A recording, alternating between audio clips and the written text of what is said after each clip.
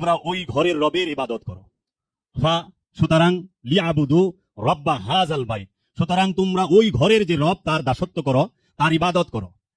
কোরআনে আরেক জায়গায় বলতেছেন ওয়া আবুদু রব্বাকুম হাত্তা ইয়াতিকাল ইয়াকিন, ওয়া এবং আবুদু দাসত্ব করো, ইবাদত করো, হাত্তা ওই পর্যন্ত, ইয়াতিকাল ইয়াকিন বিশ্বাস অর্জিত হওয়ার আগ পর্যন্ত তোমার রবের ইবাদত করো। তাহলে ইবাদত কোন পর্যন্ত করতে হবে? বিশ্বাস অর্জিত হওয়ার আগ পর্যন্ত। সূরা হিজর আয়াত নাম্বার 99। এই আয়াতে আল্লাহ বলতেছেন ওয়াবুদু রব্বাকুম হাত্তা ইয়াতিকাল ইয়াকিন, বিশ্বাস অর্জিত হওয়ার আগ পর্যন্ত রবের দাসত্ব করো, রবের ইবাদত করো। এখন এইটার অনুবাদ বাংলাদেশের বেশিরভাগ আলেমেরা, তাফসীরকারকরা তাহারা করে রেখেছেন যে মৃত্যু হওয়ার আগ পর্যন্ত রবের ইবাদত করো। মৃত্যু হওয়ার আগ পর্যন্ত রবের ইবাদত করো মানে ইবাদত করতে করতে মইরা যাও, আর নাহলে মরণ হওয়ার আগ পর্যন্ত ইবাদত করতেই থাকো। এখন যদি মৃত্যু হওয়ার আগ পর্যন্ত ইবাদত করে এইটা থাকতো, তাহলে আরবিতে বলতো ওয়াবুদু রব্বাকুম হাত্তা ইয়াতিকাল মাউত। এই মৌত, মরণ, মৃত্যুর আরবি হইল মৌত, মৃত্যুর আরবি আরেকটা আছে সাআত, কিয়ামাত, এরকম অনেক শব্দ কোরআনে ব্যবহার করেছে। কিন্তু ইয়াকিন অর্থ যে মৃত্যু, এটা বাংলাদেশের মৌলবী ডিকশনারি ছাড়া জগতে কোনো ডিকশনারিতে নাই।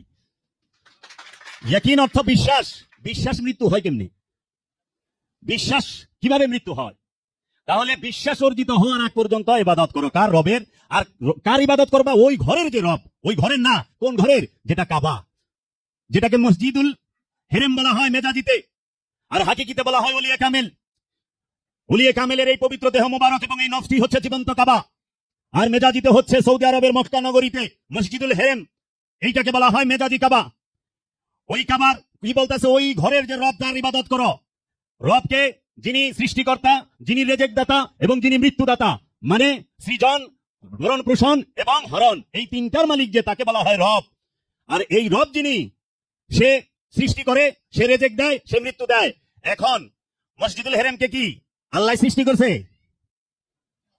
মসজিদুল হেরেমকে কি আল্লাহ বানাইছে, সৃষ্টি করছে? না, ওইটা নবী বানাইছে। বাবা আদমে, বাবা ইব্রাহিম, হযরত ইব্রাহিম আলাইহিসসালাম সে সংস্কার করছে। আর হযরত মুহাম্মদ সাল্লাল্লাহু আলাইহি ওয়াসাল্লাম সেই কাবা থেকে মূর্তিগুলোকে অপসারণ করছে, মাওলা আলীকে নিয়ে ওই কাবাকে তোয়াফ করছে। তাইলে এই কাবাকে সৃষ্টি কিন্তু কে? আল্লাহ করে নাই, নবী করছে। আর যে জিন্দা কাবা, হাকিকি কাবা, মূল কাবা, বাবা আদম, তাকে কিন্তু আল্লাহ রবেই সৃষ্টি করছে, তাকে রব্বুল আলামিনই সৃষ্টি করেছে। এর জন্য বলা হয়েছে ওই ঘরের যে রব তার ইবাদত করো। এখন মসজিদুল হেরেম, সৌদি আরবের যে কাবা, মেজাজি কাবা, সেই কাবার মর্যাদা অনেক, কিন্তু ওই কাবার রেজেক লাগে না। ওই কাবা কি খায়? পাথরের কাবা, মেজাজি কাবার, সৌদি আরবে মসজিদুল হেরেম শরীফ যে কাবা, সেই কাবা কি খানা খায়? না। অক্সিজেন নেয়? না। কার্বন ডাইঅক্সাইড ছাড়ে? না। পিপাসা আছে? না। তার মরণ আছে? না। তাহলে সে রেজেকও নেয় না। কিন্তু বাবা আদম, সে তো রেজেক নিছে না? বাবা আদম পান করছে না? খানা খাইছে না? অক্সিজেন নিছে না? কার্বন ডাইঅক্সাইড ছাড়ে নাই? তাহলে আল্লাহ কোনখানে ইশারা করতেছে? ওয়াবুদু রাব্বাকুম হাত্তা ইয়াতিকাল ইয়াকিন। আবার বলতেছে ফালিয়াবুদু রাব্বা হাযাল বাইত, ওই ঘরের যে রব তার ইবাদত করো। রব কাকে বলে? যে তিন গুণের সমষ্টি, তিন গুণের অধিকারী যিনি, তিনি সৃজন, রেজেক, মৃত্যু। এখন সৌদি আরবের মসজিদুল হেরেমে যে কাবা শরীফ, বাবা আদম থেকে নিয়ে আজ পর্যন্ত তো ইন্তেকাল করে নাই, করছে? খবর পাইছেন? না। পাথরের কাবার কোনো মরণ নাই, মেজাজি কাবার কোনো মরণ নাই, পরিবর্তন নাই, তার পর্দা নাই, স্থান, সে এক স্থান থেকে আরেক স্থানে যায় না, সে হিজরত করে না। কিন্তু হাকিকি কাবা, সে কি করে? পর্দা গ্রহণ করে, ইন্তেকাল করে, সে মৃত্যুর স্বাদ গ্রহণ করে, তার নফসটা মৃত্যুর স্বাদ গ্রহণ করে। এর জন্য প্রত্যেকটা আল্লাহর ওলি, প্রত্যেকটা আল্লাহর রসুল, প্রত্যেকটা আল্লাহর নবী এবং প্রত্যেকটি আল্লাহর আব্দুহু, তারা সবাই হচ্ছে জিন্দা কাবা। এর জন্য মেজাজি কাবাকে দেখেই জিন্দা কাবার মর্যাদা সম্পর্কে বুঝতে হবে।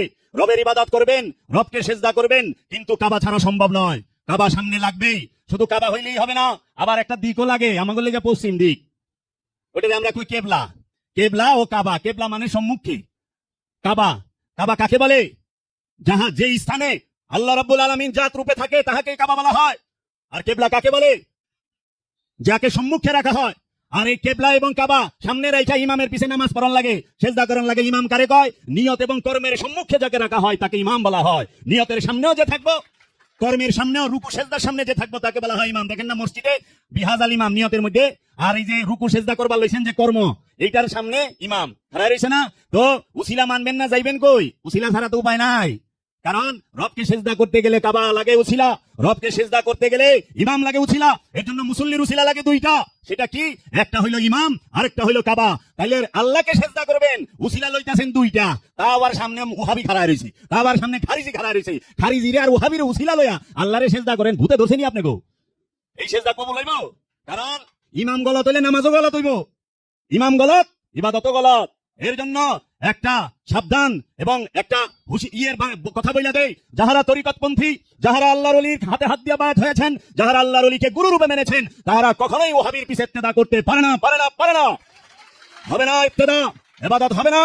আপনার মসজিদের ইমাম যদি ওহাবি খারিজি হয়, আর আপনি যদি ওলি আল্লাহর প্রেমিক হন, পীর পূজারী হন, ভূতপরস্তি হন, আশিকে রাসূল হন, এই ওহাবির পিছে আপনি নামাজ পড়া কি লাভ হবে? কারণ এই ওহাবি তো আপনার পীরকে বলে ভণ্ড, এই ওহাবি তো আপনার পীরকে গালি দেয়। যে আপনার পীরকে গালি দেয়, আপনি যদি তার পিছনে ইক্তেদা করেন, তার মানে এই গালিকে আপনিও সমর্থন করলেন, আপনি আর মুরিদ রইলেন। ইমাম হয় একজন, আমার ইমাম বাবা জাহাঙ্গীর, আমার ইমাম বাবা জাহাঙ্গীর, আমার ইমানও বাবা জাহাঙ্গীর। তো ইমাম হবে একজন, ইমাম 12 জন হয় না। আর ওখানে আপনি তো যে মসজিদে যান, সেই মসজিদে আলাদা আলাদা ইমাম হয়ে জায়গা। আজকে ঢাকা বাইতুল মুকাররমে বসেন, এখানে এক ইমাম, কালকে খুলনা গেছেন গা, ওখানে আরেক ইমাম, পরশুদিন কক্সবাজার গেছেন, ওখানে আরেক ইমাম, সৌদি গেছেন, আর ইমাম খালি পাল্টাই বেরিয়ে লিছি। অথচ কোরআন কইতেছে ইমাম একজন, ইমাম একজন। সেই একজন ইমামকে আল্লাহর কামেল ওলি, ওলিয়ে কামেল, আল্লাহর রাসূল। এর জন্য আল্লাহ কোরআনে বলেছে, আমি কিয়ামতের দিন হাসরের ময়দানে, আমি কিয়ামত দিবসে প্রত্যেকের ইমাম সহ প্রত্যেকটি নফসকে ডাকবো। এই ইমাম নফস কথা, ওইখানে রবের সামনে কথা বলার কোনো অধিকার থাকবে না।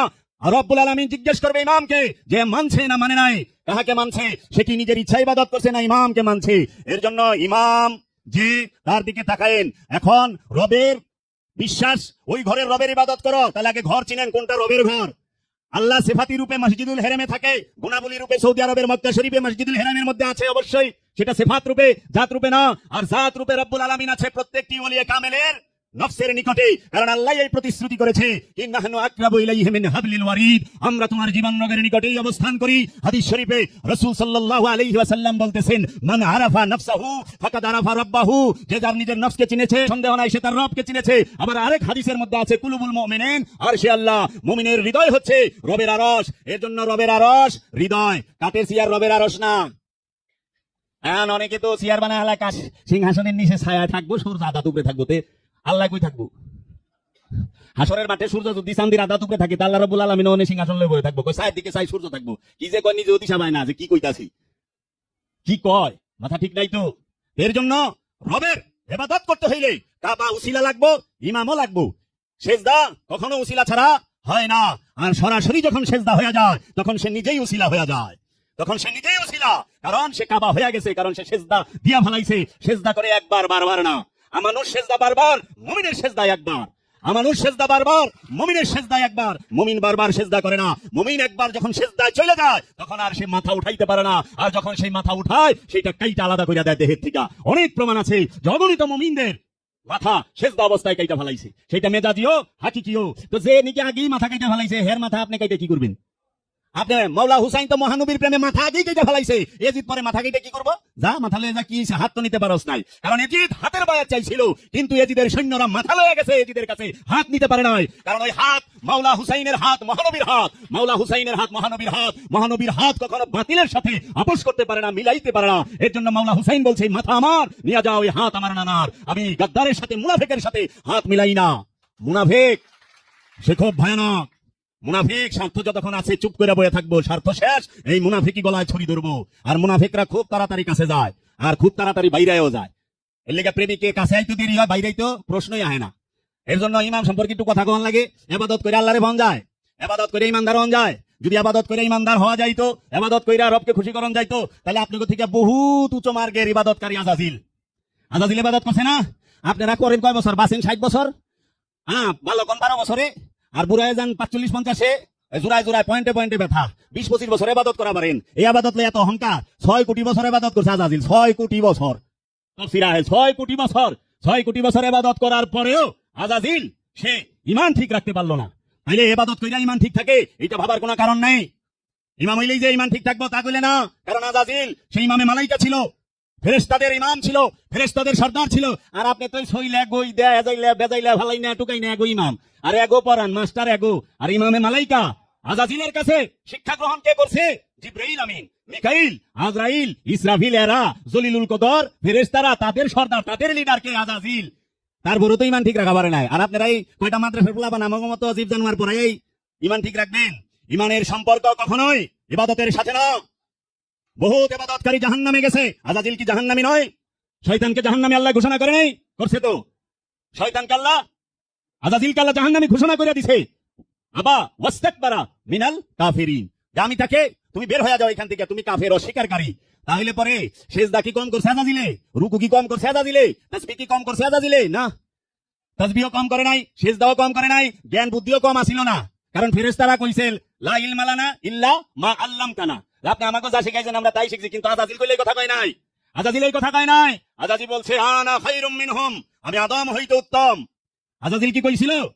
যে লা ইলমা লানা মা আল্লামতানা, আমি আপনি যা শিখাইছেন আমি তাই শিখছি। এটা আজাজিল কয় না, ফেরেশতারা কইছে। আর আজাজিল কইছে কোরআনের মধ্যে আনা খায়রুম মিনহুম, আমি আদম হইতে উত্তম। এর জন্য ইবাদত যতই করি আর ইমামতি যতই করি, এই আবাদত ইমামতি কিনা কিন্তু ইমানের সার্টিফিকেট না। ইমানের সার্টিফিকেট তাকায়া দেখি সেটা কি? ইশকে রব, রবের মহব্বত। ইবাদত কি? ইমানের মূল বিষয় কি? রবের মহব্বত। ইমানের মূল বিষয় কি? আদমের মহব্বত। ইমানের মূল বিষয় কি? নূরে মোহাম্মদের মহব্বত। এর জন্য রসুল আর আলে রসুলকে মহব্বত করাই হচ্ছে ইমানের মূল স্তম্ভ। এই ইমান সেটা যদি ভূমি হয়, আর এই ইবাদত সেটা হবে পিলার। মানে ভূমি যদি না থাকে, ইমানই যদি না থাকে, পিলার কোথায় খাড়া করাইবেন? এই মাটি আছে দেখেছেন, এই পিলার খাড়াইছে, পিলারের উপরে ছাদ আছে, মানে মাটি তো নাই, শূন্যের মধ্যে পিলার খাড়া করাইবেন? তাহলে ইমান ঠিক করেন। ইমানের বিষয়ে বলা যায় কয়েক রাত লাগবো। আনা আমাকে তো ইমান হলো মুখের বিষয়। কি? লা ইলাহা ইল্লাল্লাহু মুহাম্মাদুর রাসূলুল্লাহ, বাস হয়ে গেল, ইমানদার হয়ে গেছে। এত সস্তা। লা নাই ইলা, নেতা কর্তা অধিকারী, ইল্লা ব্যতীত আল্লাহ, আল্লাহ ব্যতীত আমার এই কলবে, আমার এই নফসের মধ্যে, আমার চিন্তা চেতনা ভাবনা অনুভূতি সমস্ত কিছুর ভিতরে আর কোনো কিছুই নাই। মুহাম্মদ রাসূলুল্লাহ ওই হৃদয়ের মধ্যে, ওই কলবের মধ্যে, ওই নফসের মধ্যে, ওই ইন্দ্রিয় অনুভূতির মধ্যে মুহাম্মদ রাসূল হইয়া দাঁড়ায় রইছে, মুহাম্মদ রাসূল হইয়া বৈশা রইছে। প্রশংসিত রাসূল কে? ওই আল্লাহ রাব্বুল আলামিন যখন আমার কলবের মধ্যে উদ্ভাসিত হয়, আমার নফসের মধ্যে উদ্ভাসিত হয়, সেই রূপটাকে বলা হয় মুহাম্মদ রাসূলুল্লাহ। এর জন্য বলে আমি মহানবীকে দেখেছি, আমি মহানবীকে দেখেছি। কারণ রবকে দেখা যায় না, মহানবীকে দেখা যায়। তুমি যদি রবকে দেখতে চাও, মহানবীকে তাকায় দেখো। রবের সমস্ত কিছু জাতরূপে যে জায়গা আছে, সেইটাই হচ্ছে মুহাম্মদ সাল্লাল্লাহু আলাইহি ওয়াসাল্লাম। এর জন্য বাবা জাহাঙ্গীর সে কোনো ব্যক্তি নয়, সেটা তার পাড়া মহল্লার জন্য। বাবা জাহাঙ্গীর মুরিদের জন্য সে পীর, কিন্তু হাকিকতে সে নূরে মুহাম্মদের ধারক এবং বাহক, প্রকাশিত প্রকাশিত নূরে মুহাম্মদ। এর জন্য আল্লাহর হাবিব বলছে আউয়ালুনা মুহাম্মদ, আওসাতুনা মুহাম্মদ, আখিরুনা মুহাম্মদ, কুল্লানা মুহাম্মদ। আদিতেও আমরা মুহাম্মদ, মধ্যখানেও আমরা মুহাম্মদ, শেষেও আমরা মুহাম্মদ।